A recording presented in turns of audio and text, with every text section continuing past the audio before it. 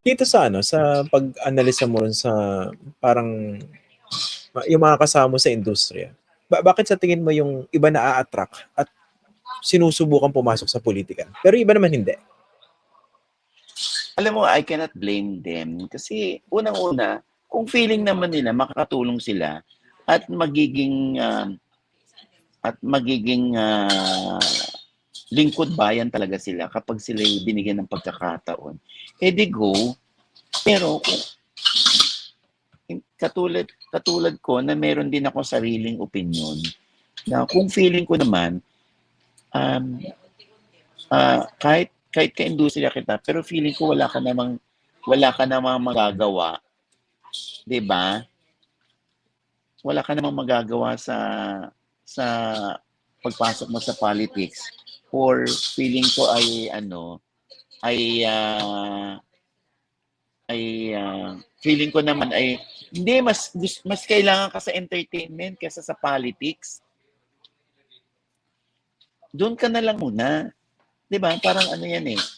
Parang parang parang 'di ba? Pag may kaibigan tayo, okay, etong kaibigan natin 'to, pag Bible study, kaibigan natin 'to. Pero pag umiinom siya ng alak, hindi ko siya kaibigan. Doon ko lang siya kaibigan sa pag-share ng Bible study. Or kung nagba-Bible study ka at hindi ko gusto 'yan, pero umiinom ka, dun sa pag-inom mo, halika, mag-inuman tayo. 'Di ba, may mga ganun tayong kaibigan You na distinguish. pipiliin lang natin kung ano yung behavior niya, yung attitude niya, yung gawin niya, na sasamahan natin siya. Pero dito kasi sa entertainment, 'di ba, kung nakakapagpasaya ka ng mga tao, kung nakakatulong ka, nagbibigay ka ng kasiyahan, ng mga ayuda on air, I think good. Pero pagdating sa politics, saglit. Ang Senado ay hindi naman ang Senado ay hindi lang pagtulong. Ang Senado ay paggawa ng batas. Ngayon kung sasabihin mo, ang dami-dami ng batas eh. Ang dami-dami ng batas. Tapos hindi naman na-implement. Sa dami nga ng batas, wala ka nga masabi ni isang batas dun sa dami ng batas na yon, ha.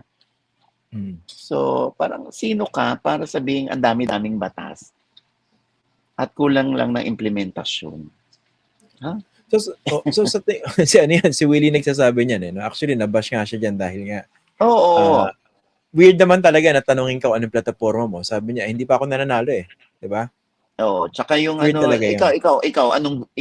palagay mo, anong dapat kong maging plataforma o dapat kong gawing batas? Sige, makikinig ako sa iyo. Di ba, yung ipapasa niya sa nagtatanong, parang I have nothing against yung pagpasok niya.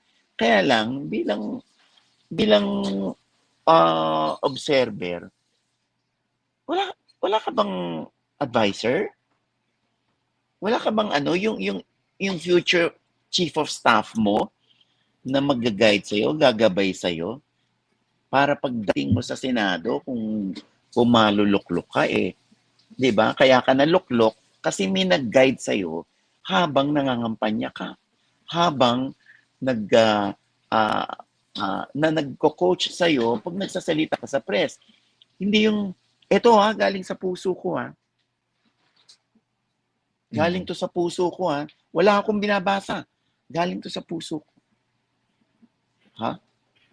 O galing nga sa puso mo, kaya lang mali. Mali yung galing sa puso mo. Kasi yung sa puso mo, yung galing sa puso mo, hindi nangangahulugan na matatouch kami. Dahil galing sa puso mo.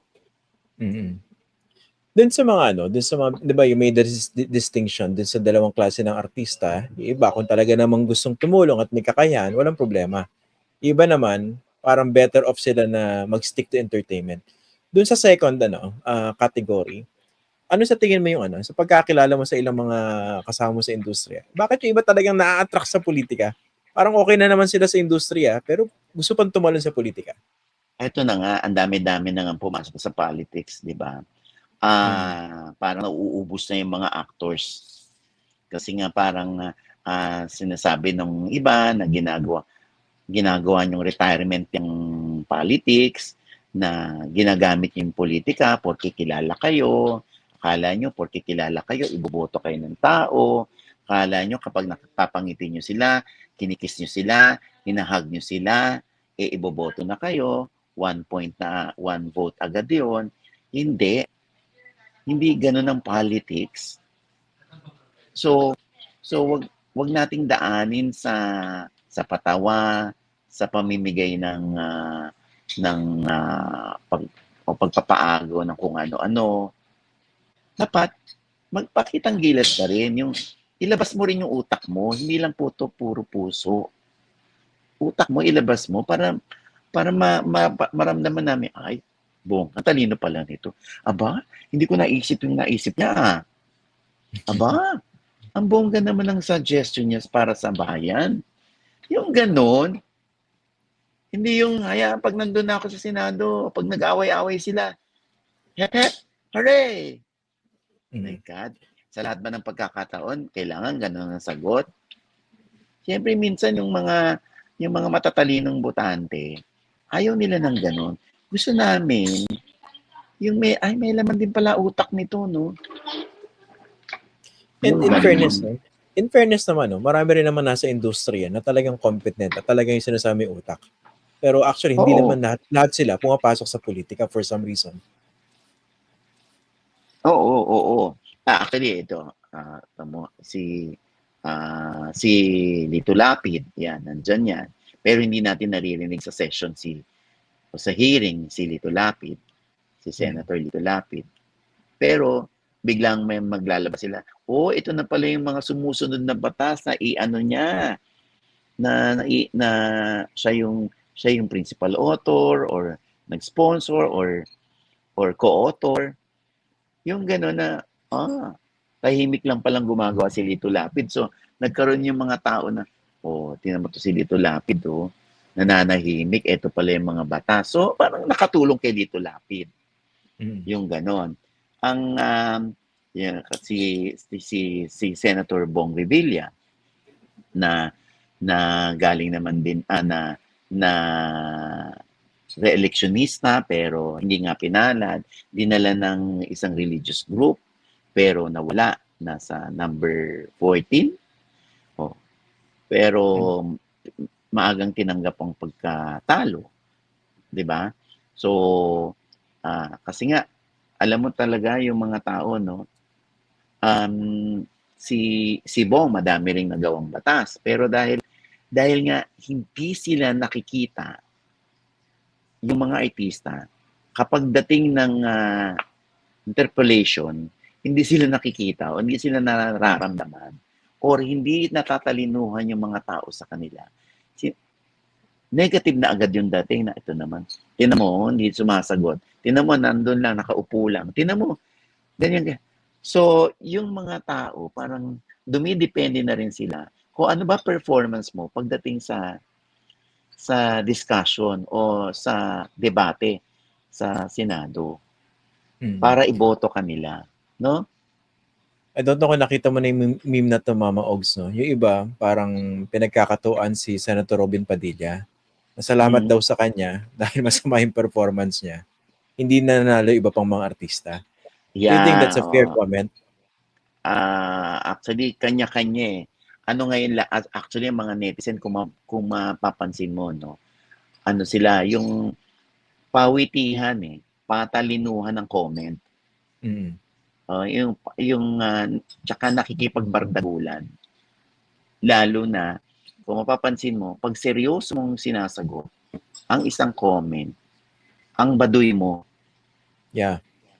Pero KJ.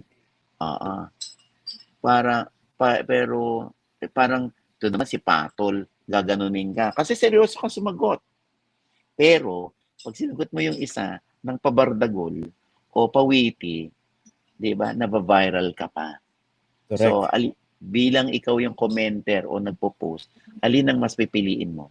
Ma-viral ako dahil witty yung sagot ko o bardagol ako sumagot? o seryoso kung sasagutin pero hindi naman mababiral. Mm. So, paano ko makukuha yung attention ng mga tao ngayon?